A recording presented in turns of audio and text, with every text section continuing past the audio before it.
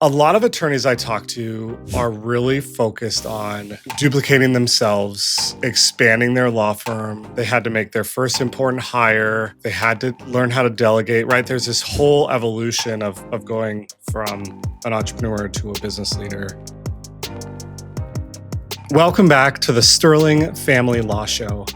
I'm your host, Tyler Dolph, and I'm also the CEO of our marketing consultancy for family law firms called Rocket Clicks. That was born out of our own law firm that we've built over the last 10 years and have grown to over 27 attorneys, Sterling lawyers. Today, we continue our owner-operator series.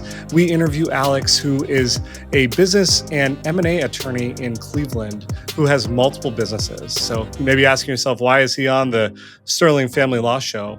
Well, he has some great insights as it relates to becoming a true business leader and not just a solo entrepreneur, as well as things to think about as you're expanding your law firm. I really hope you enjoyed today's episode. Alex, thank you so much for your time today and for joining us on the podcast. Really excited to hear your story and understand how you've built your law firm and other businesses that you've built along the way. As we get started, give us a quick introduction, a little bit of backstory on the attorney side of things, and then we can dive into everything else.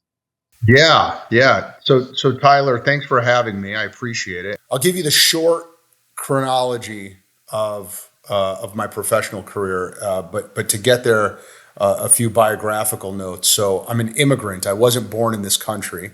I was born in Moldova, which, if your listeners know where that is, that puts them in like the 1% of the planet because nobody knows where Moldova is. So that's next to Russia and the Ukraine. Came over when I was 4. It was the 70s. My dad was an entrepreneur. I learned how to be an entrepreneur from my dad.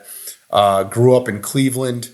Wanted to be a lawyer because I used to watch a show that I don't think you were alive when this show was on. It was called LA Law. Did you used to watch LA Law? I never watched it live, but I've heard of the show. Yeah. I wanted to be one of the lawyers on that show. His name was Arnie Becker. He was actually a divorce lawyer. But I wanted to be him, and I imagined myself as a lawyer because of him. And so I went to law school, first I went to college on an Army ROTC scholarship, law school in Cleveland, worked for a large law firm, a couple of large law firms after that, deployed to Iraq with my Army Reserve unit, came back, went in-house for 8 years to be a general counsel for a telecom company. Came out of that and started my own law firm. That was in 2012, and I've owned it ever since. And so we're a full-service business law firm. Since starting it, I have merged it with another firm. We have about 27 people there total, half of whom are lawyers. And we've got clients all over the planet. I personally went from being sort of a worker bee in the firm, wearing all hats in the firm, to being more leadership and strategist in the firm, to really just being rainmaker in the firm today. And really just kind of focusing on being an entrepreneur. And so we've got other businesses around the firm. One is called Cover My Six. It helps business owners optimize the 6 relationships that get them sued, customers, vendors, employees, shareholders, the government, competitors. Wrote a book called The Lawsuit Free Company. We've got an M&A brokerage. We've got an executive recruiting firm. And the newest company we have, Exit Path Partners, helps law firms buy other law firms and helps lawyers exit from their law firms. So that is the short version. Believe it or not, that's the short version. You're a busy man. First, thank you so much for your service. What a path. A lot of attorneys I talk to are really focused on duplicating themselves, expanding their law firm. They spent a lot of time as the guy or the gal. They had to make their first important hire. They had to learn how to delegate, right? There's this whole evolution of going from an entrepreneur to a business leader. You've done that as well as started additional businesses. What do you think has allowed you to take those leaps to delegate what you needed to so that you could get out of the weeds and focus on some of these other endeavors? Yeah, great question, Tyler. So I'm a member of this group called Strategic Coach. I don't know if you've ever read Dan Sullivan's books, but I've been in Strategic Coach for 8 years. The foundational principle of Coach is build a self-managing company so that you are spending your time inside of your unique ability, meaning you love what you do, you're great at what you do, and it makes you money, right? It checks those 3 boxes. If it doesn't check one of those 3 boxes, someone else should be doing that thing, or you should be doing it on the weekend because it's not making you money. And so through good coaching over the years, I just, pretty methodically started slicing off the things in my firm that I didn't want to do. And once I knew that it didn't check all 3 boxes, your choices are pretty simple. You either delegate it, automate it, or eliminate it. Okay. And so from there, I learned enough about myself to know that I actually I love, and I think I'm pretty good at, and I'm definitely more profitable as an entrepreneur than I am as the litigator that I was, as the deal lawyer that I was. I still enjoy a lot of those things, but I don't love them, and I'm probably not great at them. And it was only through scaling the business that I saw how much more revenue and profit I could generate from my organization rather than just working in it. So I think that is the big moment of insight that I want our listeners to hear. That as you did less in your business made more, your business grew. Oftentimes as entrepreneurs, we think that only we can do certain things. And as soon as we get out of the way and we accept the fact that like 80% as good as I can do it is plenty good enough, then our businesses really start to grow and scale. Tyler, I can tell that you drank the same Kool-Aid that I drank. Because, I remember really well somebody telling me, Alex, the best entrepreneurs make more by working less. And I remember thinking, that's bananas. That can't be true. That is contrary to every kind of work ethic that you were raised with, right? And it is definitely true. It is 100% true. And it requires imagination. It requires the ability to take risk and be comfortable with risk, getting out of your comfort zone, thinking like a contrarian. So I really appreciate that you just articulated my inner monologue there. Yeah, that's exactly right. It's something we all need to hear again and again. So you started delegating, you started taking things off your plate. The first endeavor outside of the law firm, why'd you do it? What happened? Tell us a story. Great question. So I started my firm in 2012, and about 3 years in, I realized that we are and were and always have been a full service business law firm. So that's litigation, that's corporate transactions, employment law. We brought in family law because so many of our clients were needing those services, and tax, all that stuff. So what I realized was that we were doing a lot of M&A deals for a small number of our clients, and it was a lot of repeat business. So we saw early on who was acquisitive, who was out there looking for deals, acquiring companies. And these were close friends of mine and longtime clients. And I said, hey, listen, you're out there buying other businesses. Why don't I and my team find businesses for you to buy? And then just like you would pay a recruiter or a broker, you'll pay us. And we'll do conflict waivers if we're also your lawyers on those deals. And eventually, so we started doing that. So basically, we got first look at who the acquiring companies were, and we started leveraging that into brokerage opportunities. And then we spun off a whole brokerage from that. And then it was the same thing with executive recruiting. So started that company, Gertsburg Executive Search, probably about 2 or 3 years after that. And it was for the same reason. We saw who was hiring and firing a lot, and we saw that they were paying recruiters 20, 30% of the first year's salary.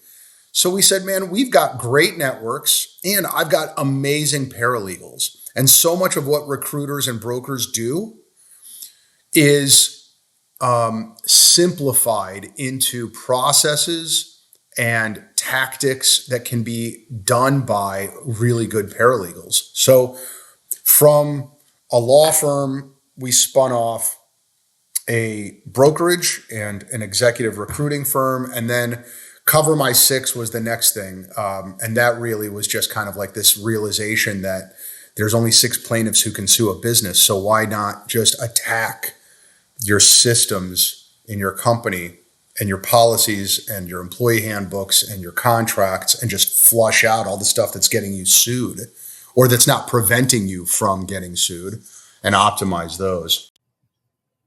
And did that turn into like a coaching program, or how does?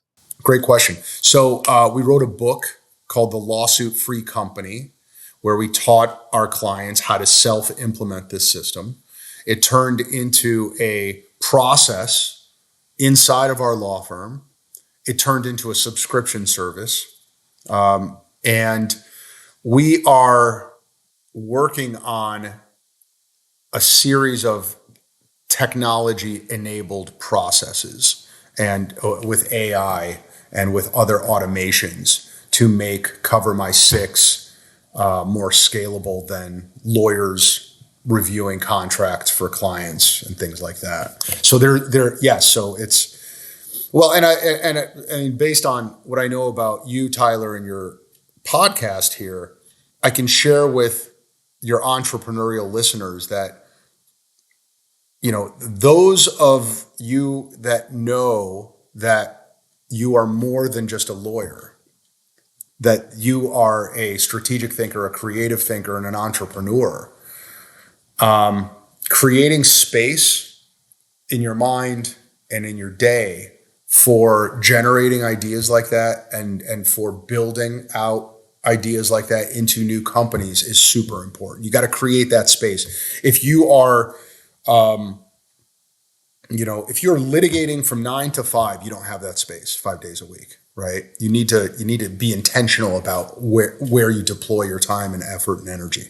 Hey, family law firm leaders, my partner, Tony Carls, just released his book where he lays bare our precise blueprint for growing sterling lawyers from 0 to 17 million. This is the blueprint that we still use daily. And Tony explains it in very simple terms. The truth is, this is not simple to do. Success requires and demands hard work, but if you have the patience and the work ethic to do it, your family law firm will succeed. And you have to make that conscious decision. But I'm going to start to step away. Yeah. So Dan Sullivan actually, when he asked me 8 years ago, what do you do? I said, I'm a lawyer. I have a law firm. He goes, no. And that's the last time you're ever going to describe yourself that way. You are an entrepreneur who knows how to practice law and own a law firm, right? Think of yourself, Alex, as an entrepreneur first.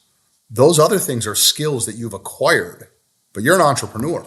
And that identity shift, Tyler, was like seismic, It was everything. Because it gave you the freedom to go explore other things. Yeah, that's right. So what are you most excited about right now? What business are you really focused on? How are you dividing your time amongst all these different things? Yeah, so it's a whole lot of ADD, as you can probably tell, but the big current project is Exit Path Partners, where we so as you and I were just talking about, there's Across America, at any given point, there are tens, hundreds of thousands of lawyers who are just tired of their practice or are retiring from their practice. They just don't want to do it. They don't want to do the grind anymore for one reason or another, but they've spent a lot of time building their goodwill and their reputation, their brand, their relationships. And so there is a ridiculously high number of those lawyers who just shut their doors and send a letter to their clients saying, hey, it's been a great, 30, 40 years. I've appreciated our relationship. Here's a couple names. I'm going to go fishing for the, in the islands from now on. And what I say to those lawyers is, don't do that. Go fishing, go do whatever you want to do, but don't flush all of that relationship capital and that goodwill down the toilet, because it has value. Those clients are going to go find other lawyers and they're going to keep paying those lawyers, right? Especially if you've got clients who are referral sources, meaning they help you grow, especially if you have clients who are repeat clients, especially if you have clients who are entrepreneurs. Entrepreneurs are in the business of growth. They will need lawyers more and more. So what I say to those lawyers is, let my company, Exit Path Partners, help you transfer your book of business to another firm. That firm will acquire it and keep paying you. Every firm pays origination to its lawyers or to referral sources, or both. So they've already baked it into their business model, right? Into their revenue model. It's already there. Be that originator and then go fishing. So that's how we do it. And we've got a bench of really great, growing entrepreneurial law firms that are just falling over themselves for that business. So that's what I'm most excited about right now.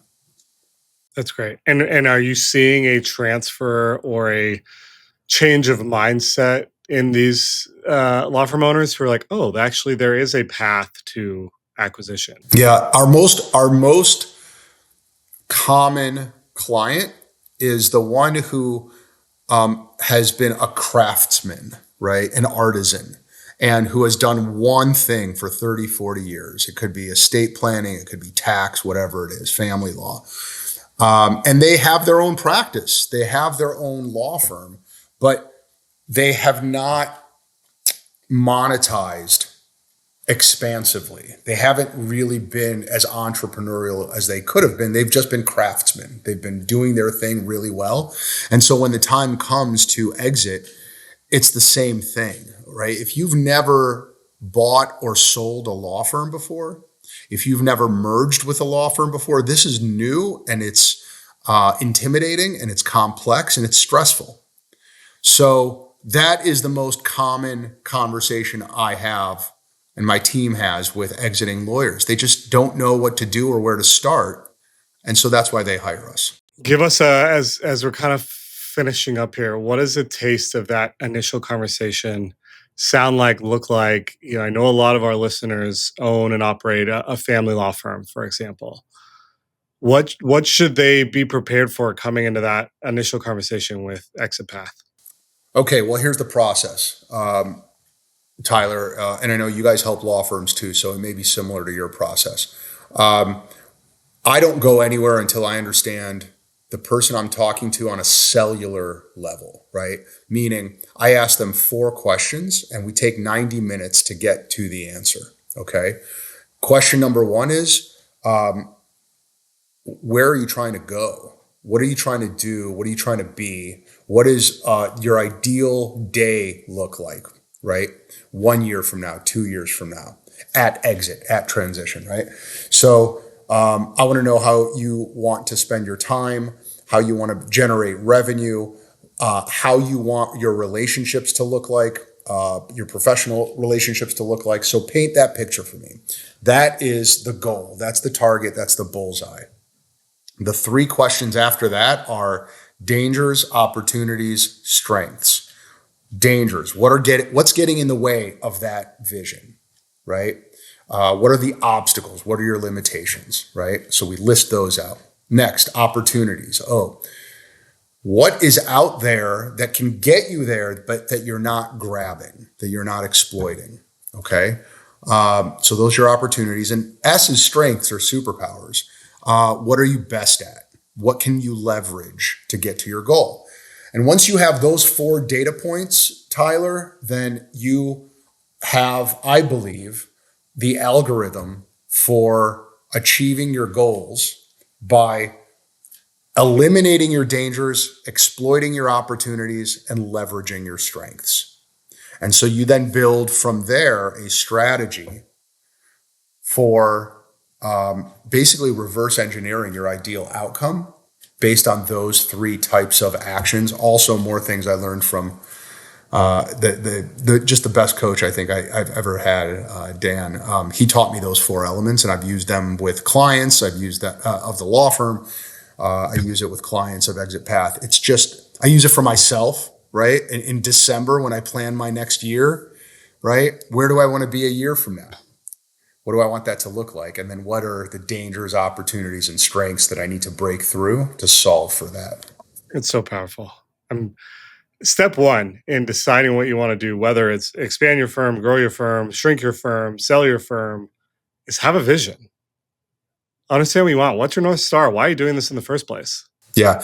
And it's interesting too. There's a really great book that I recommend to all entrepreneurs. It's called The Road Less Stupid by Keith Cunningham. So good. You love it, right? Oh my God. Yes. One of my favorite books of all time. Yeah. Oh, especially if the audio version, because you get a little flavor from the author. Yeah, dude, it's so good, man. I know I can infer a lot about you, Tyler, by the fact that you love that book. The reason it informs this process, that 4-element process, is once you know where you're trying to go, the next question is, where are you now? Right? If you know what there looks like, what does here look like? And Keith says that's the hardest question, right? We can all dream big, but we all, when we think about where we are right now, we all have blinders on. We think that, we have problems over here while there are problems over here. We think, that we're well on our way to achieving our goals, but we're not looking at these numbers over here, right? And so that's where I go next, right? Once you figure out the there, get really aggressive and objective and skeptical and intense about where you are right now, So that dude knows his stuff. I mean, Alex, there have been so many great nuggets that you've dropped on us today. I think we could do this for another hour. So we're going to have you come back because there's lots of gold in these conversations. I just appreciate your time. I appreciate your wisdom. A huge advocate of being able to expand your businesses and delegate and move forward so that you can follow your passions, because ultimately that's what's going to lead to the most successful business outcomes. Thank you. Yeah, Tyler, thanks. This has been really fun. I really appreciate you asking me to join your podcast. It's awesome. I love what you're doing, man.